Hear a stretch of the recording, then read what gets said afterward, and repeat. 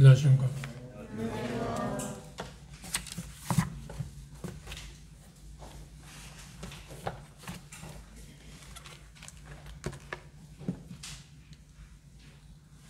로마서 6장 보겠습니다.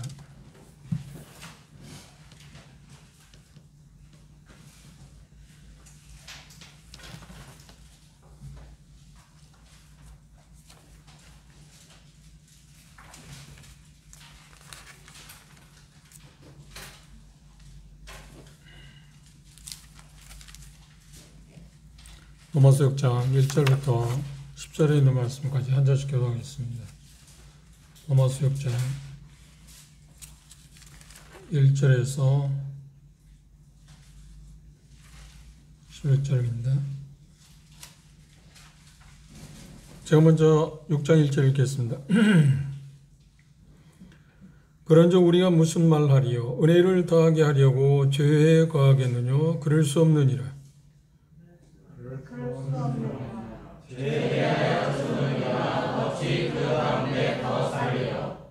무릇 그리스도 예수와 합하여 세례를 받은 우리는 그의 죽으심과 합하여 세례 받은 줄을 알지 못하느뇨?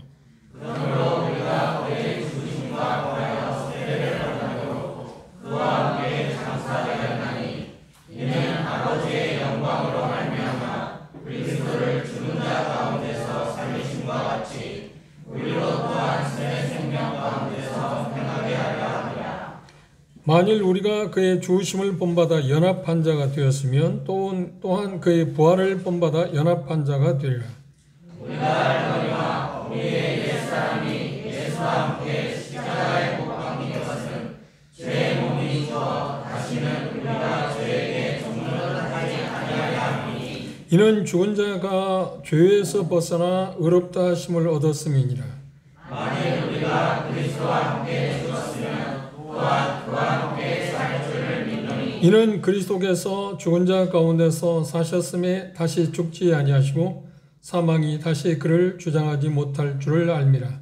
그가 죽으심은 죄에 대하여 단번에 죽으심이요 그가 살아계심은 하나님께 대하여 살아계심이니. 예, 거기까지 보겠습니다.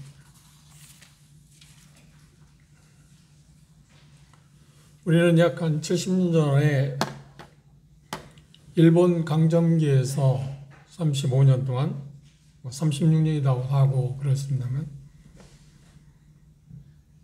연합군의 승리로 인해서 해방되었습니다.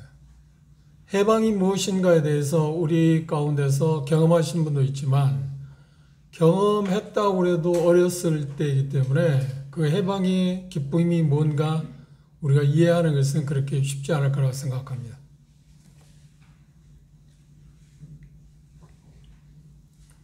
해방은 우리 힘으로 얻어낸 게 아니기 때문에 연합군의 승리로 인해서 얻어낸 것이기 때문에 우리에게는 해방의 기쁨이 대단히 제한적이었습니다.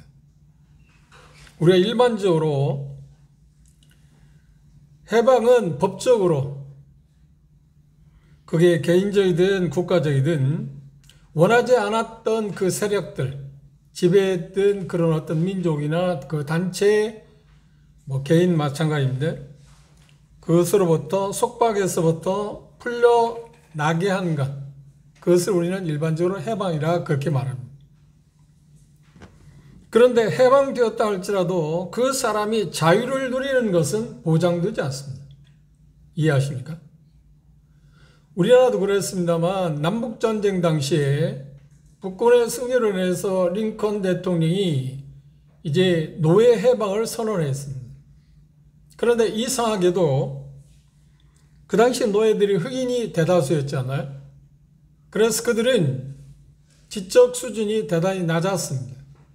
그래서 자기들이 해방되었다는 사실을 알지 못하기 때문에 여전히 지주들에 의해서 지배받는 사람이 다수였다고 합니다. 해방은 되었습니다. 법적으로 해방은 되었는데도 불구하고 그 해방된 것을 자기가 누리지 못한 원인은 무엇일까요? 딱 하나입니다. 내가 해방되었다는 것을 알지 못했기 때문입니다. 또 하나 이유가 있다면 알았다 할지라도 누리지 못한 건 뭘까요?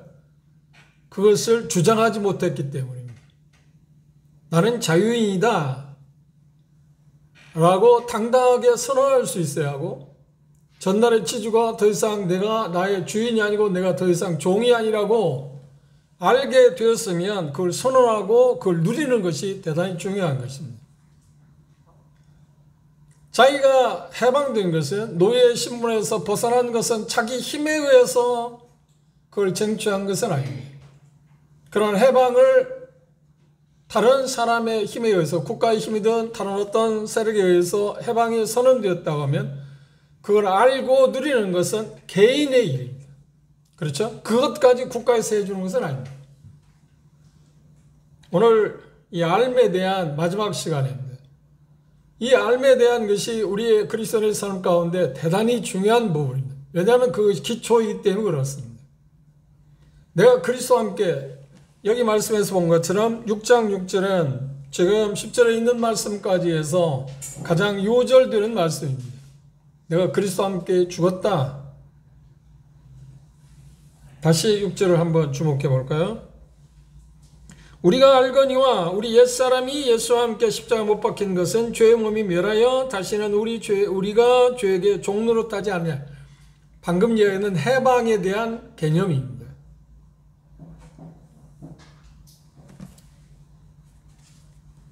우리가 이제까지 생각한 것처럼 우리에게 대단히 중요한 것이 뭐냐 하면 알미라고 그랬어요. 그래서 바울사도 이 말씀에서 우리가 안다. 우리가 안다. 정상적인 그리스도의 생활을 하기 위해서 가장 중요한 시발점이 뭔가요? 알미입니다. 아는 게 대단히 중요해요. 지난 시간에 잠시 언급을 했습니다만, 안다는 것은 어떤 진리에 대한 어떤 지적 동의, 그것만을 가리키는 건 아닙니다. 그것의 시작이겠죠. 이것은 어떤 면에서 보면 우리가 이미 경험한 것처럼 하나님의 비춤이 있어야만 가능합니다.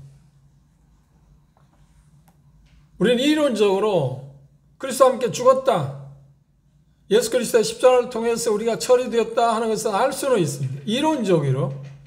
그렇죠. 그건 진리입니다. 그런데 그것을 우리의 삶 가운데 확실히 깨닫는다?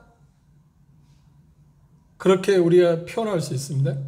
그 표현이 미묘하긴 합니다만, 그것은 하나님께서 우리에게 어떤 빛을 비춰주셔야만 가능한 것입니다.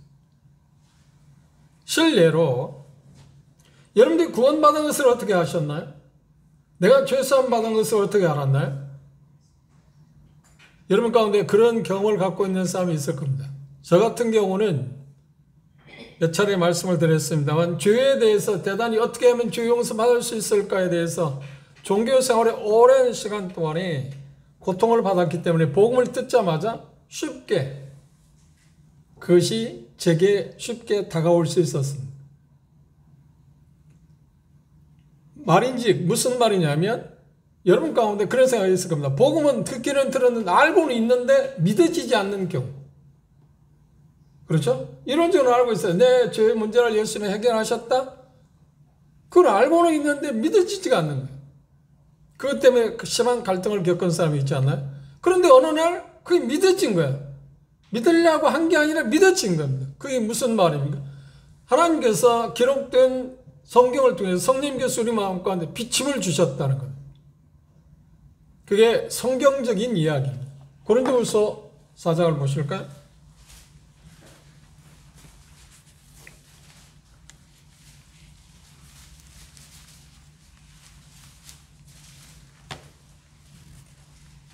고린도서 4장 4절부터 보면, 3절부터 보면 도움되어 있어. 만일 우리 복음이 가리웠으면 망하는 자들에게 가리운 것이라. 그 중에 이 세상 신이 믿지 아니한 자들의 마음을 혼미케 하여 그리스도의 영광의 복음의 광채가 비추지 못하게 함이니, 그리스도는 하나님의 형상이니라. 우리가 우리를 전파하는 것이 아니라 오직 그리스도 예수의 주 되신 것과 주 예수를 위하여 우리가 너희 종된 것을 전파함이라. 6절, 어두운 데서 빛이 비추리라 하시던 그 하나님께서 예수 그리스도의 얼굴에 있는 하나님의 영광을 아는 빛을 우리 마음에 뭐라고요? 비추셨다. 이론적으로 알던 그 문제가 해결됐습니다. 내가 확실히 구원의 확신을 갖게 됐습니다. 예수 그리스도께서 이미 십자가에서 죽으심을 통해서 보혈을 흘림으로 말미암아서 우리가 구속된 사실을 내가 알고 있는데 믿어지지 않아요. 그런데 어느 날 그게 나 자신에게 나도 모르게 이거구나 라고 말하게 됐다. 그럼 확신을 가졌습니다. 그 확신에 대해서 그 누구도 그 무엇도 무너뜨릴 수 없습니다. 우리가 구원받을 때 그랬지 않나요? 똑같이 지금 그 예수 그리스도의 십자가의 죽음을 통해서 나 자신이 죽었다고 그 표현하고 있는 그 말씀도 여전히 똑같은 이치입니다. 우리가 이론적으로 알고는 있지만 그것은 성령님께서 우리 마음 가운데 기록된 진리의 말씀을 비추어 줄 때 알게 되는 것입니다. 그 알미라는 것은 그런 알미입니다. 이론적으로 아는 게 아니라. 그래서 이것은 그분의 도움이 필요합니다. 성령님의 도움이 필요합니다. 우리가 구원받는데 필수 불가결한 게 뭐냐면 성령님의 도우심, 조명 아닌가요? 예수 그리스도를 통해서 우리가 그리스도와 함께 장사자 죽음을 당했다고 하는 것, 그리고 그리스도와 함께 다시 살아났다는 이 진리를 안다고 하는 것은 성령님의 도움이 필요합니다. 이거 우리가 할 수 있는 게 아무것도 없습니다. 그분이 하신 일들을 그분이 기록된 그 말씀을 통해서 우리가 비춰줘야만, 그것을 우리의 표현은 깨달았다고 말합니다. 그 말을 다른 말로 하면 또 뭐라고 하냐면 우리가 믿었다고 말하는 것입니다. 이 믿음이 필요한 것입니다. 믿음은 우리가 느끼고 내가 생각하는 것을 말하는 게 아니고 하나님께 예수 그리스도를 통해서 하신 사실을 그냥 바라보는 것, 신뢰하는 것, 그걸 믿음이라고 하지 않나요? 깨닫는다는 것은 믿음을 이야기합니다. 그러니까 표현상 우리는 깨달았다 그렇게 표현합니다. 그리고 이 말씀에서 비침을 받았다, 어려운 표현이죠. 근데 비침을 받았다는 말은 대단히 추상적인 언어이기 때문에, 그리고 우리 언어에서 쉽게 이해할 수 있는 깨달았다, 믿었다고 표현합니다. 믿음이 필요합니다. 우리는 항상 생각할 게 뭐냐, 사단은 대단히, 우리가 수요일 날에도 공부를 하고 있었는데 사단의 작전은 뭔가 항상 모조품을 만듭니다. 그래서 우리 믿음을 흔들립니다. 그리고 그가 제공하는 것은 마치 사탕발림처럼 보기는 화려하고 뭔가 좋은 것 같은데 그걸 잡거나 그 미끼를 물면 어떻게 돼? 쓴맛을 보입니다. 그걸 죄라고 말합니다. 그래서 당연히 사망에 이른다. 하나님과의 사귐의 관계에서 단절된다. 육체적인 죽음, 영적인 죽음도 말하고 있지만 야고보에서 이야기하는 사망은 그런 죽음을 말하는 것은 아닙니다. 수요일에 오신 분들은 익히 잘 알고 있는 말씀입니다. 알면 그분이 비침에 의해서 가능한다. 또 그것에 대해서 말씀하고 있는 말씀이 또 있는데 에베소서 1장을 보실까요? 바울사도는 동일하게 이렇게 이야기합니다.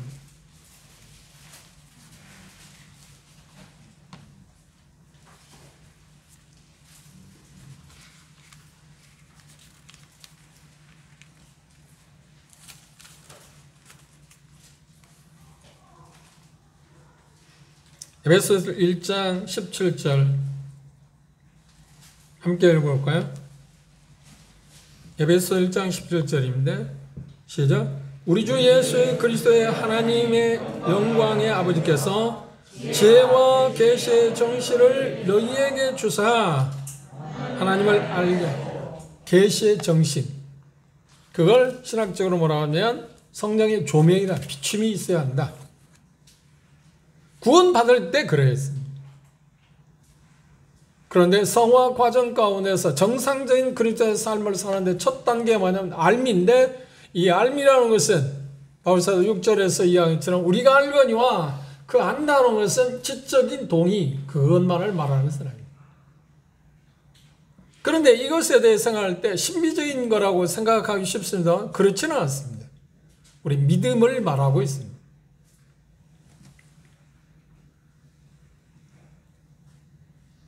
이 부분을 가장 쉽게 이해할 수 있는 것은 내가 구원받았을 때를 생각하시면 됩니다. 내가 겁났을 때, 죄선 받았을 때 경험을 생각하시면 됩니다. 다시 묻습니다. 여러분들 어떻게 고발을 하셨나요? 그걸 잘 설명할 수는 없을지 모릅니다. 그런데 어느 날 예수님께서 나를 구속한 사실을 내가 알게 되었습니다. 그걸 알게 되었다, 깨닫게 되었다, 또 우리가 흔히 쓰는 말로 믿게 되었다는 거예요. 믿으려고 해서 믿는 게 아니라 그냥 자연스럽게 믿어진 게 아닌가요? 그래서 저도 그렇지만 구두자들을 만나서 복음을 전할 때 그걸 잘 믿어지지 않을 때 어떻게 하는가요? 하나님께 도움을 요청합니다. 하나님께 또 기도하십시오. 하나님 내 마음을 열어서 그걸 보게 해달라고. 다시 말해 믿을 수 있게 해달라고. 믿으려고 노력하는 게 아니라.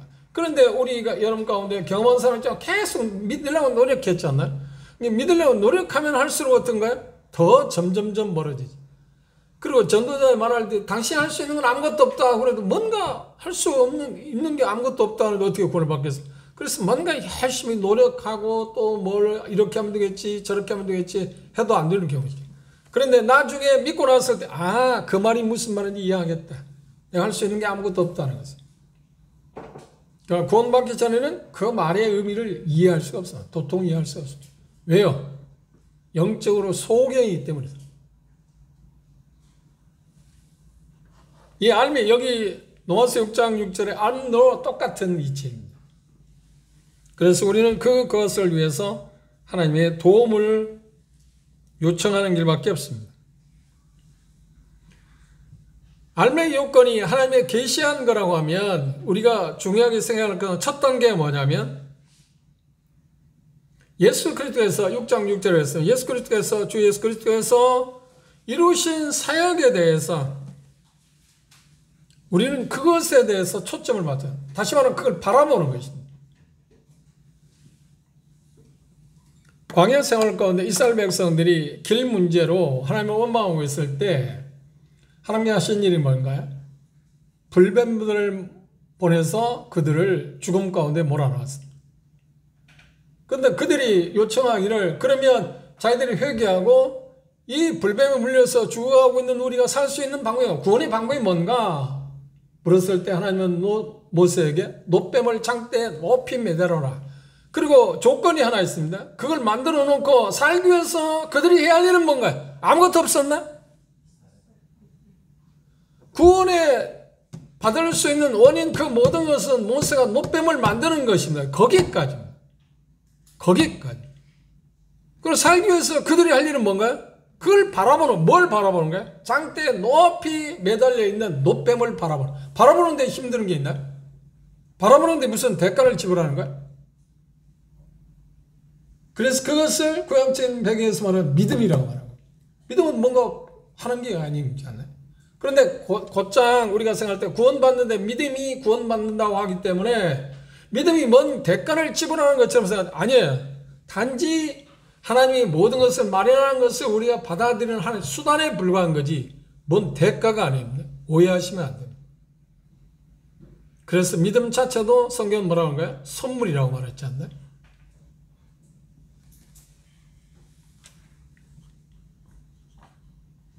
예수 그리스도에서 십자가를 통해서 나를 처리한 이 나를 처리했다는 말은 여기에서 나오는 것처럼 옛사람, 자라고 표현합니다. 옛사람이란 뭔가요? 이미 로마서 5장 초반부, 중반부에서 생각한 것처럼 아담으로부터 물려받은 죄의 사람, 죄에 대해서 자연스러운 사람, 그것을 어디서 하나님이 처리했다고요?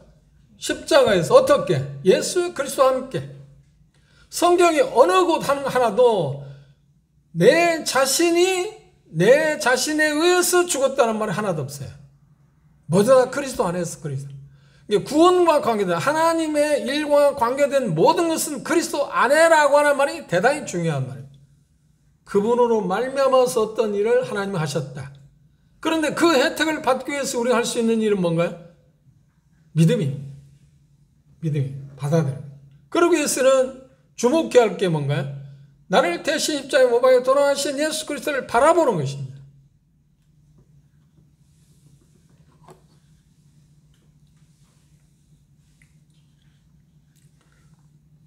허드슨 테일러의 전기에 보면 여러분 가운데 혹시 그 책을 보지 않았으면 구해서 보시면 도움이 될 겁니다.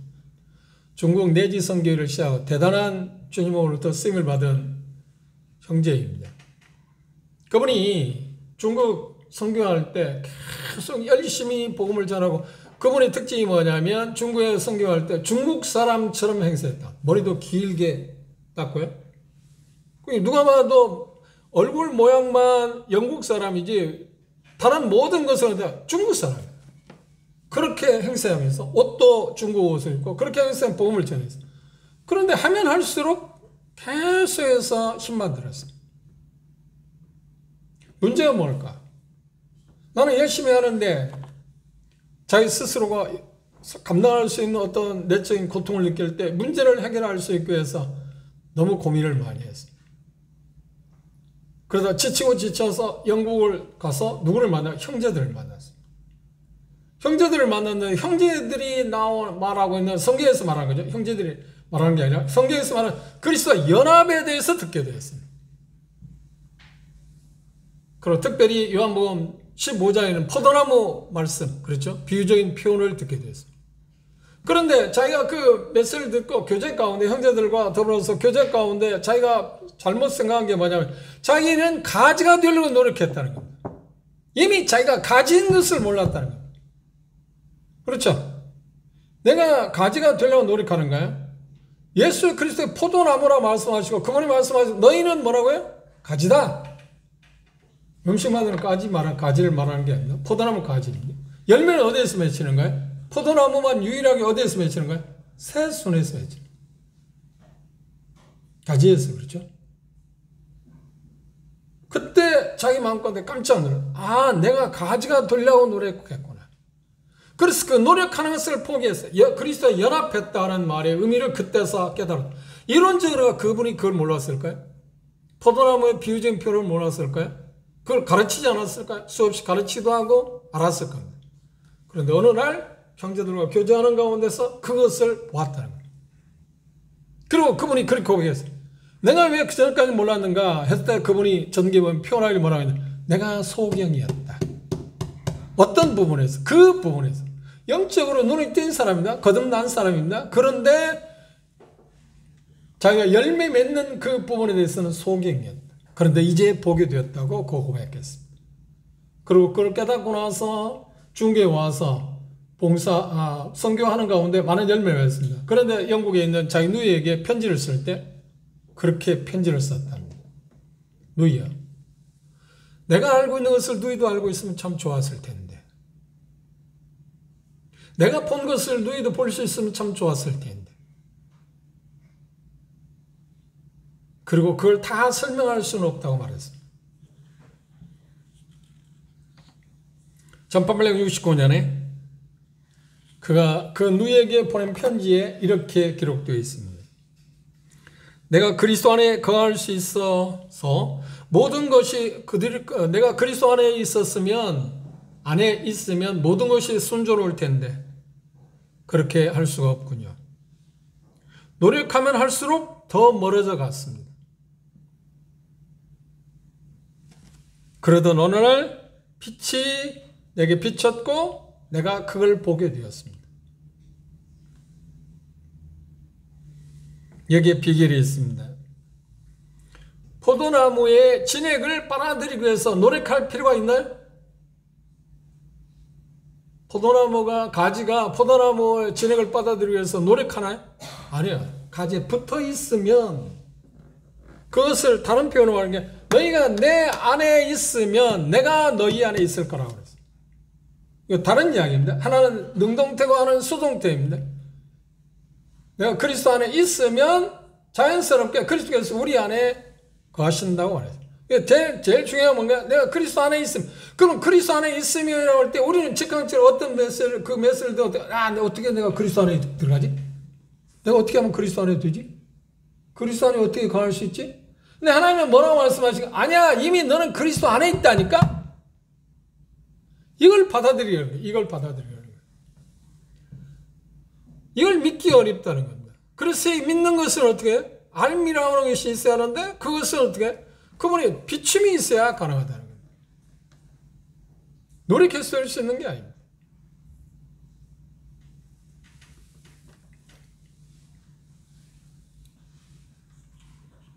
예수 그리스도 그분은 모든 것이지 않나요? 나무이고 뿌리이고 진해이고 모든 것. 그리고 가지는 자연스럽게 그 나무에 붙어 있으면 열매를 맺는다.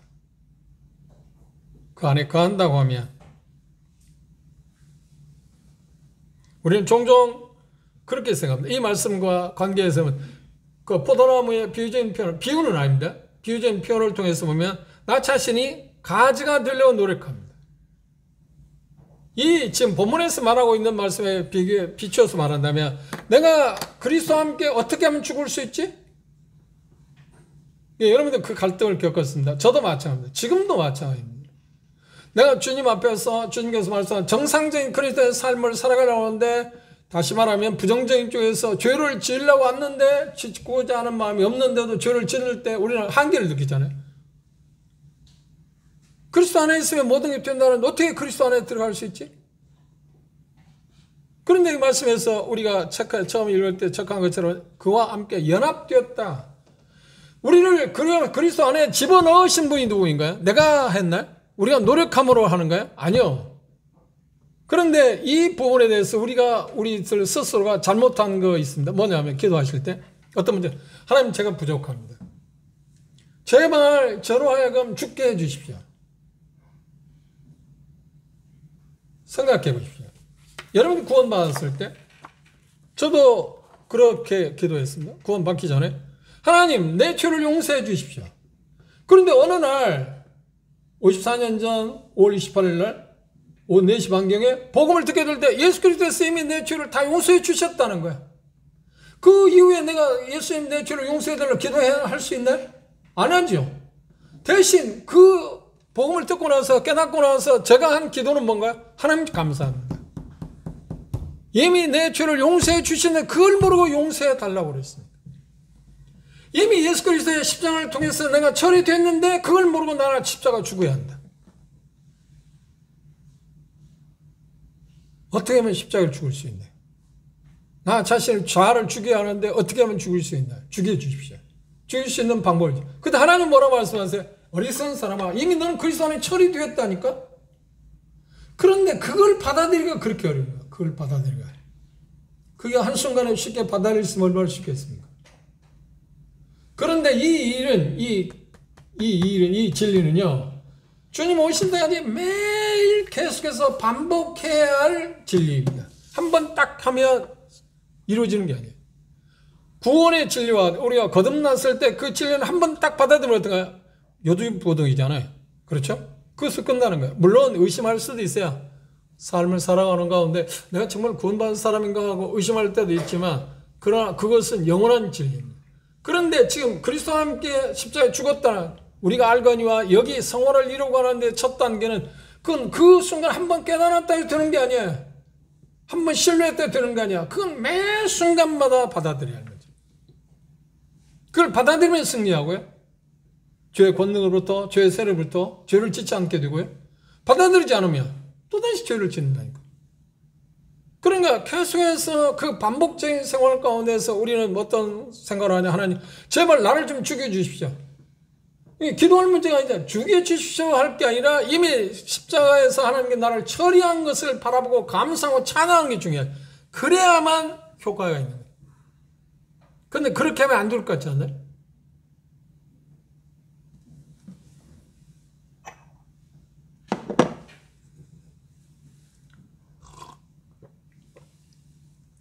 얘가 뭡니까? 얘가 뭡니까? 컵이죠. 왜 컵이라고 하십니까? 컵이니까. 단순하죠. 근데 이 컵이 기도할 수 있다고 생각해 보십시오. 컵이 기도할 수 있다고 생각해요. 컵이 말하기를 하나님 제발 나를 컵 되게 해 주십시오. 정말 아름다운 컵으로 좀 만들어 주십시오. 그건 어리석은 기도인가요? 참된 기도인가요? 그 기도처럼 어리석은. 그럴 때 하나님 뭐라고 하세요? 너는 컵이야. 컵인데 무슨 컵으로 만들어줘요? 똑같은 이치입니다. 나를 죽여주십시오. 아니야. 이미 그리스도 안에서 이미 처리됐다니까. 여기 6절에 말하고 있는 것이 바로 그겁니다. 우리가 알거니와 이미 예수 그리스도와 함께 십자가에 이미 처리됐다. 그걸 깨닫는다, 믿는다는 말은 그 진리를, 이 말씀에 한 그 진리를 우리 마음 가운데 계속 되새기는 거야. 음미하는 거야.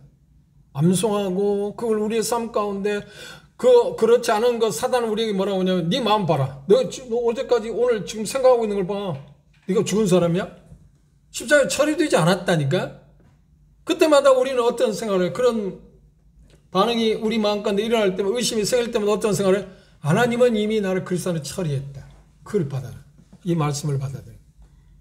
그걸 주장하는 것입니다. 그래서 두 번째 단계가 다음 시간으로 볼 것이지만 여긴다고 하는 겁니다. 제가 모두에 말씀드렸지 않나요? 해방이란 것이 법적으로 이제 자유가 선언되었습니다. 그런데 그걸 누릴 수 있는 권한은 개인이 하는 거예요. 개인. 그런데 시작은 어떻게 한다고요? 내가 해방되었다고 해서 아는 데서 시작돼. 아는 것이 끝나는 거잖아요. 그걸 주장해야 해. 누구도 뭐라고 하도 못해. 주장하는 거예요. 그 여긴다는 것이 그런 의미입니다. 그런데 중요한 것은 이 알미라는 것은 우리가 할 수 있는 게 있나요, 없나요? 없어. 이미 그리스도 안에서 다 해야 한 거예요. 그럼 여기는 문제는 뭔가요? 이건 수동태. 우리가 해야 한다니까요. 그런데 많은 분들이 여러분 가운데 그런 생각을 지금까지도 하고 있는 분이 있을 거예요. 제가 알기에 용인교회에서도 어떤 형제인가가 이런 비슷한 이야기를 해서 좀 혼란스러운 일이 있었다고 들었습니다. 물론 수면 위에 떠오르는 것은 아닙니다만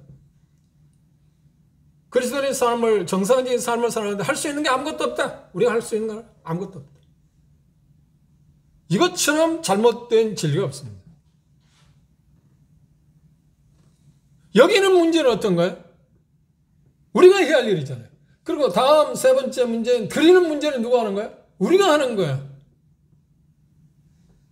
알매 문제는 우리가 할 수 있는 게 아니야. 하나님께 예수 그리스도 안에서 모든 걸 해놨어. 물론 여기는 문제도 드리는 문제도 그분이 우리를 도우셔야 하는 것은 사실이에요. 그런데 율법적인 것, 뭔가 여긴다, 우리가 해야 한다, 드린다, 우리가 해야 한다 할 때 그건 율법적으로 아니요. 율법적으로서 오해하셔서 잘못된 거예요. 율법적이란 말은 무슨 말인가요? 하나님의 도움이 없이 하나님이 예수 그리스도 안에서 뭔가 한 것을 의존하자 우리 자의적인 힘에 의해서 뭔가 하려고 뭔가 해야 한다고 하는 것을 뭐라고 하냐? 그걸 율법적이라는 거예요. 이해하셨나요? 은혜는 무엇인가요? 하나님께 예수 그리스도 안에서 어떤 것을 하신 사실을 우리가 받고 받아들이고 그것을 주장하는 것, 그걸 시행하는 것, 그건 율법이 아니라니까요. 그건 은혜라니까요. 제가 여러 차례 말씀드렸잖아요. 은혜는 단지 우리를 구원하는 데만 끝나는 게 아니라 우리가 정상적인 삶을 살아가는데 힘도 부여하는 게 은혜라니까요.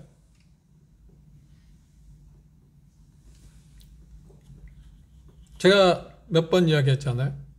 마태복음의 1장에 보면 족보에 보면 5명의 여자, 5명의 여자가 나옵니다. 그 중에 성모 마리아라고 이야기하는 마리아는 4명의 여자는 좀 다릅니다. 참 믿음의 여자임에 틀림없습니다. 그러나 나머지 4명은 어떤가요? 정말 세상에 질시받고 천대받고 이 족보에 들어와서는 절대 안 될 사람들입니다. 그런데 그 족보에서 여자 4명, 마리아도 마찬가지입니다. 집어넣은 이유는 뭔가요? 유대 성경 문화에서는 여자가 족보에 들어가서는 안 돼요. 그런데 그걸 기록한 이유는 뭔가요? 딱 하나. 하나님의 은혜가 뭘 말하는 거예요? 은혜가 뭘 말하는 거예요? 은혜는, 하나님의 은혜는 도대체 무엇인가를 설명하기 위해서. 그리고 하나님의 은혜가 뭘 하는가? 어떤 것까지 할 수 있는가를 보게 하기 위해서. 대단히 놀라운 진리입니다. 하나님의 은혜는 무엇인가? 하나님의 은혜는 뭘 하는가 도대체? 근데 우리는 은혜만 여기 6장 1절에서부터 이야기하지만 은혜를 잘못 오해했기 때문에 은혜 아래에 있으면 뭐든 마음대로 할 수 있는 방종 그걸 생각하기 쉽습니다. 아니요, 은혜는 절대로 그걸 차단한다니까요. 오히려 은혜는 율법보다 더 강한 힘을 갖고 있어요. 은혜가 율법이 할 수 없는 일을 은혜가 하고 있지 않나요? 그렇죠? 그것을 여기 6장 중반부에서는 하나님의 능력이라고 말합니다. 하나님은 은혜라고 하는 수단을 통해서 우리를 구원하실 뿐만 아니라 다시 말하면 죄의 결과로부터 건져냈을 뿐만 아니라 죄의 세력으로부터 우리를 건져내시는 일을 한다니까. 그래서 그 일을 하기 위해서 하나님이 하신 일은 뭔가요? 우리가 공부한 것처럼 독습해 봅시다. 옛날에 우리나라도 그런 일이 있었습니다. 근데 미국에서 하도 술 문제로 문제가 되니까 국가적으로 주조법을 만들었어요. 그래서 국가에서 만드는 양조장만 정해놓고 거기에서 나오지 않는 다른 어떤 술을 조제하는 데서 팔거나 그걸 갖다가 팔거나 할 때 커다란 벌금을 내리고 형벌을 가했어요.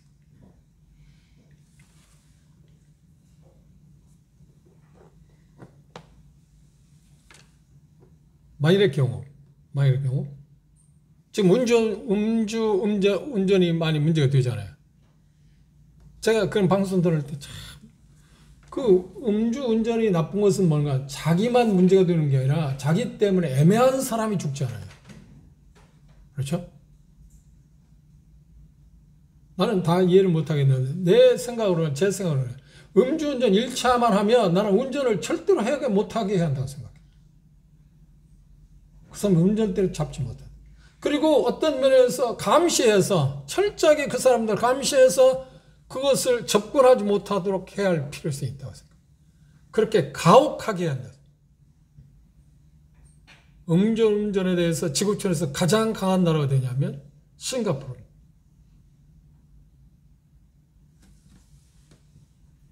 나라에서 술을 못 마시게 한다고 하는 법을 내렸다고 생각해 보십시오.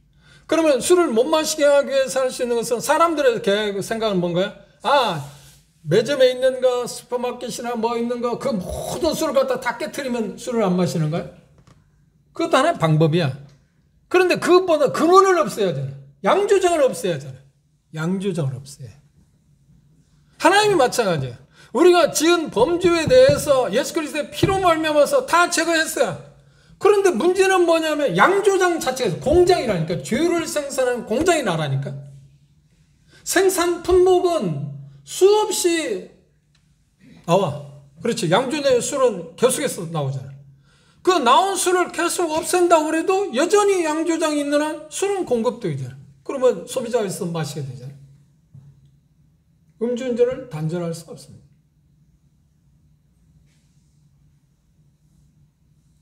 금연 문제. 담배가 100회 유익하다고 하잖아요. 그게 엄청난 문제였다. 그리고 간접적으로 돈 들어가는 게 어마어마한 돈이라고 합니다.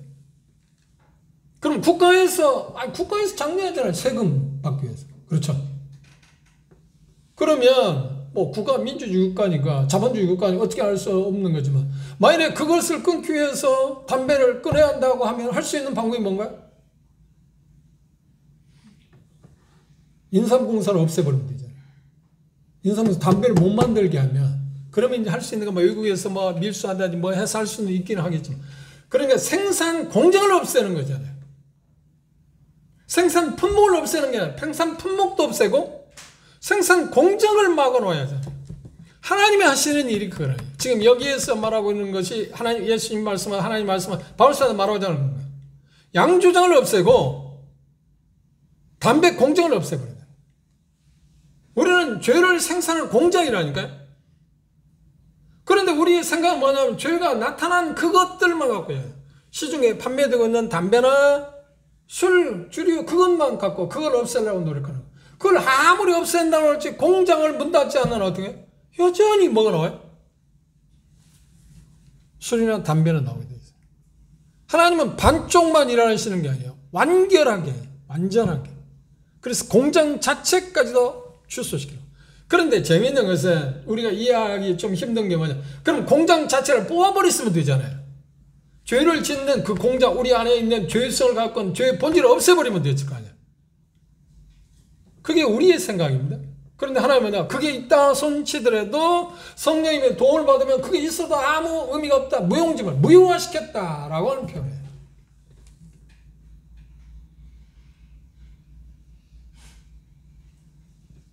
그것 때문에 우리는 갈등이 있습니다. 제 생활 가운데 제발 구원 받자마자 이 죄성, 그러니까 공장, 죄를 생산하는 그 공장 자체를, 죄 자체를 열매가 아닙니다. 죄라고 하는 나무 자체를 내게서 뽑아버렸으면 내가 이런 고통을 당하지 않아, 갈등을 겪지 않아도 될 텐데. 근데 하나님이 뭐라고 하냐? 그걸 처리했다는 거예요. 뽑아가진 않았지만 어떻게? 내 안에 여전히 두고 있음에도 불구하고 그것이 더 이상 활동하지 못하도록, 어떤 힘을 쓰지 못하도록 하나님이 능력을 베푸셔서 그걸 어떻게 하시겠다고요? 척결하겠다. 그 방법을 하나님이 선택하신 겁니다. 그거 우리가 실비할 문제가 아니에요. 문제는 하나님이 마련하신 것을 우리가 받아들이지 않으면서 하나님을 원망하는 경우가 있어요. 하나님 그걸 없앴으면, 처음부터 구원받자마자 그걸 없앴으면 좋았을 텐데. 그 이유에 대해서 여러 가지로 이야기할 수 있지만 그건 다 말할 수 있는 게 아니고 하나님 하신 일이 그렇습니다. 하나님은 생산 품목만 없앴을 뿐만 아니라 생산하는 어때? 그 공장 자체도 없애기 위해서 없애는 방법이 뭐라고 했어요? 예수 그리스도와 함께 우리의 죄의 사람을, 옛 사람을 함께 못 박았다. 죽음 끝났다. 그럼 죽었으면 끝나지 않나요? 뭘 해요? 아무것도 없잖아요. 그러면 그게 끝이 아니지. 뭔가 또 해야 하잖아요. 그래서 그리스도의 부활할 때 우리도 함께 살게 하셨다. 그를 새 생명 가운데 행하게 한다. 새 생명입니다. 그럼 우리는 정직하게 말하면 있는 대로 하나님의 말씀대로 바란다면 우리는 지금 어떤 사람인가요? 옛사람에 속한 게 있는가요? 아니면 새 사람인가요?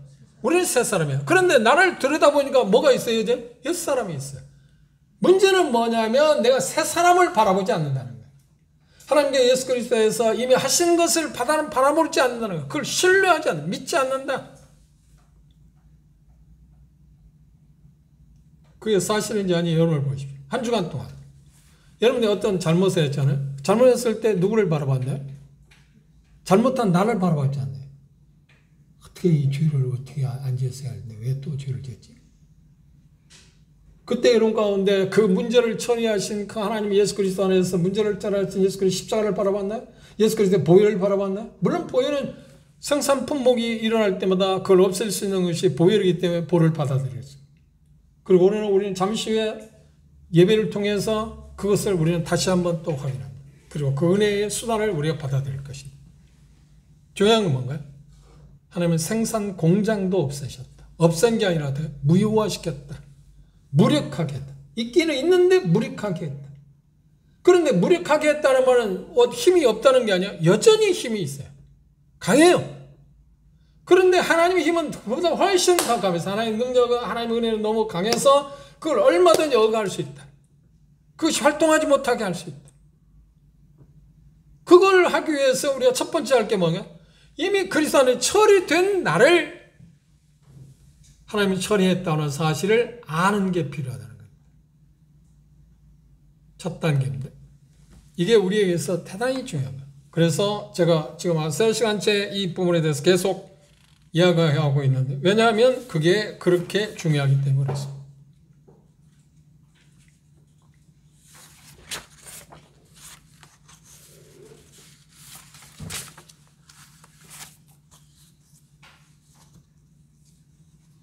조금 전에 말씀하신 것처럼, 드린 것처럼 주류 문제를 해결할 수 있는 것은 가장 적극적인 건 뭐라고요? 공장을 없애는 것입니다. 생산 공장을 없애는 것입니다.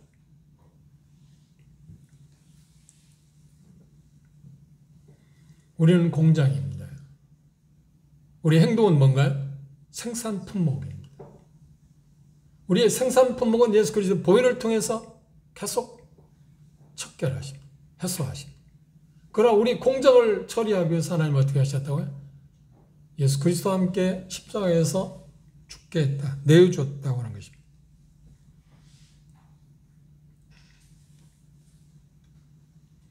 하나님의 사역은 반쪽에 끝나지 않습니다. 우리의 생산 품목만 없애는 게 아니라 생산 자체를 맡고 있습니다. 그런데 오해하지 마십시오. 그걸 우리 뽑아간 게 아니라 우리 안에 있음에도 불구하고 여전히 그게 무효하게 힘을 잃게 했다. 우리가 다음 시간에 그 단어의 의미를 우리가 생각해 볼 것입니다.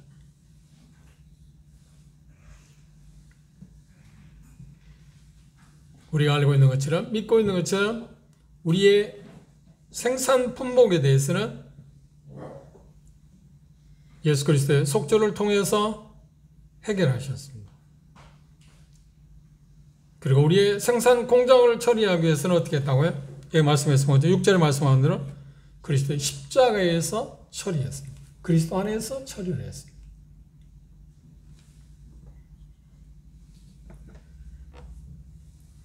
우리 중요하게 바라볼 것은 주님께서 하나님께서 예수 그리스도 통해서 십자가를 통해서 완성하신 사역을 우리가 바라보는 것입니다.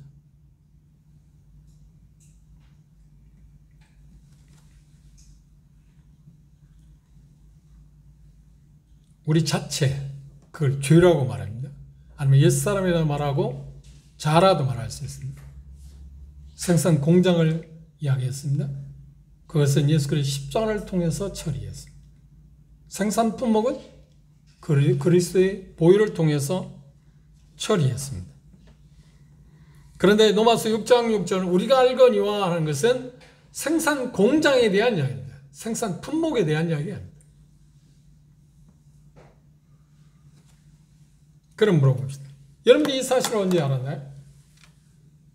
예수 그리스도의 십자가를 통해서 나 자신을 처리했다. 함께 죽음에 내어줬고 그리스도의 살아나실 때 함께 일어나게 했다. 새 생명 가운데 살게 하셨다고 해서 언제 아셨나요? 이렇게 질문하십니다. 여러분들은 예수 그리스도를 믿고 거듭나는 것을 언제 알았나요? 그 날짜는 정확히 아는 사람도 있겠지만 저는 저에게 복음을 전해주는 사람이 시간적인 것까지 이야기해서 되게 기억합니다. 그럼 그렇지 않는 사람은 어떤가요? 잘 모를 수 있습니다. 그럼에도 불구하고 분명한 것은 뭔가요? 예수 그리스도의 보혈을 통해서 내 죄 문제가 해결됐다는 것을 알고 있지 않나요? 그걸 언제 알았나요? 어느 날인가 알았어요. 마찬가지로 예수 그리스도의 십자가를 통해서 내가 나 자신이 죽음 가운데 내어줬다는 것을 언제 알았나요? 이게 필요하다는 겁니다. 조지 밀러 형제님의 전기에 보면 그분이 이 사실을 깨닫고 말 타고 가다가 땅에 내려서 땅에 키스하면서 그랬습니다. 조지 밀러는 죽었다. 이게 개인적인 겁니다. 우리가 다 그렇게 경험해야 한다는 말이에요. 조지 밀러는 죽었다. 그런데 그 고백을 했을 때 그분이 활동하지 않았다고 이미 활동하고 있었을 때. 그런데 어느 날 그 형제님도 그 사실을 알았어요. 어느 날인가. 전기에 보면 정확하게 날 연수는 말하고 있지 않지만 그렇게 해요. 그게 너무나도 그분 자신에게 충격적이었기 때문에 땅에다 입을 대고 말하기를 조지 뮬러는 죽었다. 우리 그날이 있어야 합니다. 그거 그렇죠? 그게 없을 때 우리는 어떻게 하는 거예요? 그걸 인지하지 않을 때, 그 알면한 게 없을 때 그분이 도움을 요청해야지. 이미 예수 그리스도의 십자가를 통해서 내가 처리됐다는 것을 내가 보게 알게 해 주십시오.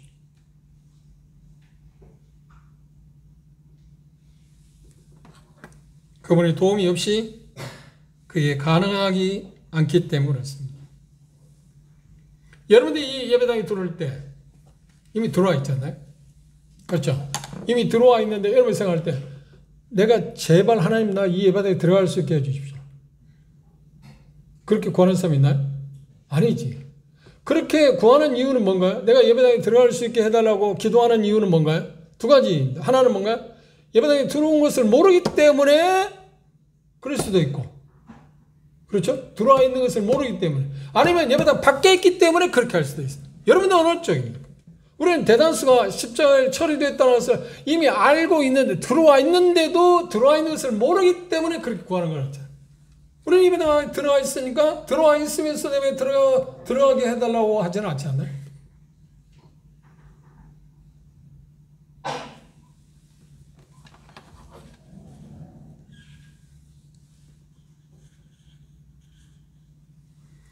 이제 중요한 것은 우리가 안다.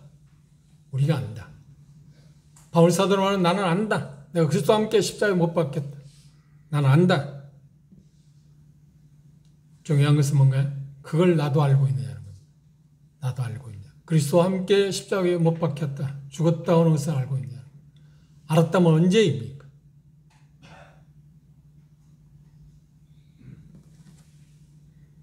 죄수함과 똑같습니다.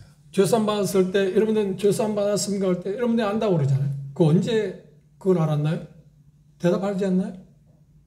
내가 정확히 기억 못하지만 언제쯤이라든지 가을 뭐 사계절 봄 가을 겨울 여름 그 가운데 어느 계절이라든지 아니면 날짜는 모르지만 9월달경이다 뭐 10월달경이다 그런 말하지 않나요? 그리고 그것도 모르지만 내가 아는 것은 확실한 것은 내가 죄수함 받은 것은 확실하다. 그렇죠? 이 십자가에 내 자신이 처리되었다는 것을 아는 것도 똑같은 고백이야. 나도 언젠가 알았어야 해 그거를. 나는 복음을 전할 때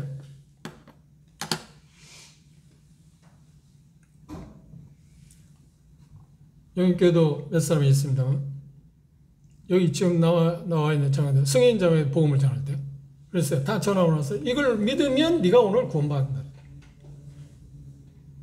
이걸 믿는다면 네가 이걸 받아들인다면 네가 오늘 이게 구원받는다.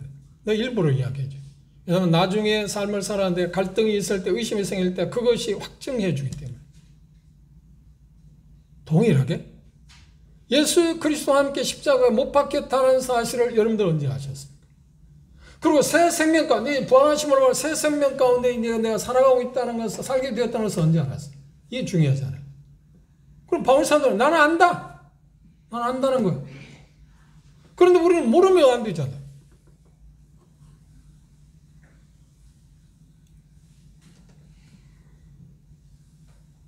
(6장 3절) 보십시오. 무릇 그리스도 예수와 합하여 세례를 받은 우리는 그의 죽으심과 합하여 세례를 받은 줄을 알지 못하느냐. 여기 뭔가요? 반문하고 있어요. 그리스도와 함께 세례를 받을 때 그와 함께 죽었다. 그걸 알지 못하냐. 우리는 이미 침례받지 않나요?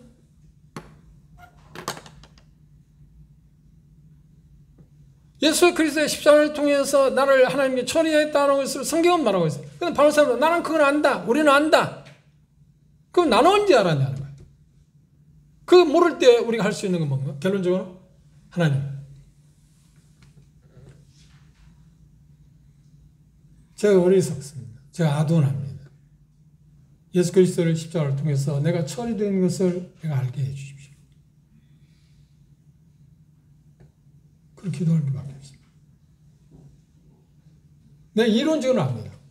그런데 그게 내 마음 가운데 와닿지를 않습니다. 이 부분에 대해서 이 문제를 우리가 고민합시다. 그리고 이 부분을 갖고 계속 하나님께 도움을 요청하십시오. 그런데 말씀드렸습니다. 이거 한번 깨닫는다고 해서 안다고 믿는 데서 계속 지속된다고요? 아니야. 그건 매 순간마다 계속해서.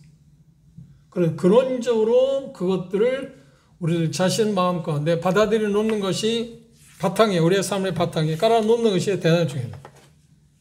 6장 6절을 보고 마치겠습니다. 다시 보십시오. 우리가 알거니와 뭘 안다고요? 우리 옛사람이 예수와 함께 십자가에 못 박혔다. 죽음 가운데 처리됐다. 이유는 뭐라고요?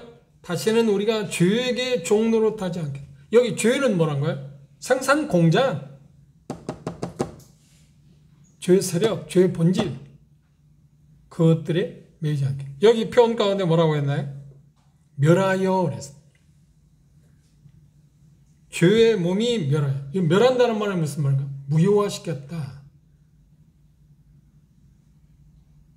바꿔 말하면 무장해제시켰다.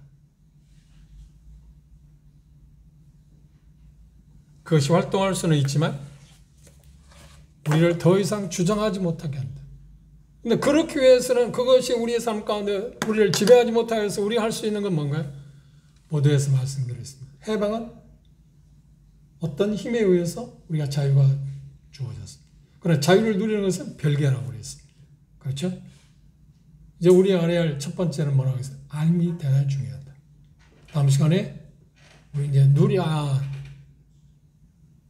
드리는 문제 전에 뭐가 있어요? 여기는 문제에 대해, 여김의 문제에 대해서 생각합니다. 로마서 6장에 세 단어가 필요하다고 그랬습니다. 첫째, 알미고, 두 번째, 여기는 문제고, 세 번째, 드리는 문제. 이게 로마서 6장의 핵심입니다. 바꿔 표현한다면 이 말은 무슨 말이냐면 성을 이루어가는 일에서 거룩한 삶을 살아가는 일에서 정상적인 그리스도의 삶을 살아가는데 이 세 단어는 우리의 핵심입니다. 그래서 지금 세 번에 걸쳐서 이 알미 기초적인 부분이 대단히 중요하기 때문에 알미에 대해 생각했습니다. 다시 말씀드립니다. 저도 마찬가지로 우리 모두가 예수 그리스도 십자가를 통해서 우리 옛사람이 이미 처리되었다는 사실을 알 필요성이 있습니다. 그리고 그것에 대해서 하나님의 도움을 요청합시다. 그래야 다음 단계인 뭘 어디로 갈 수 있다. 여기는 문제. 왜냐하면 알미 연결되어야만 여길 수 있으니까. 알미 없는 어떻게 여기겠습니까? 그건 다음 시간에 우리가 그 부분에 대해서 생각해 보도록 하겠습니다. 기도합시다.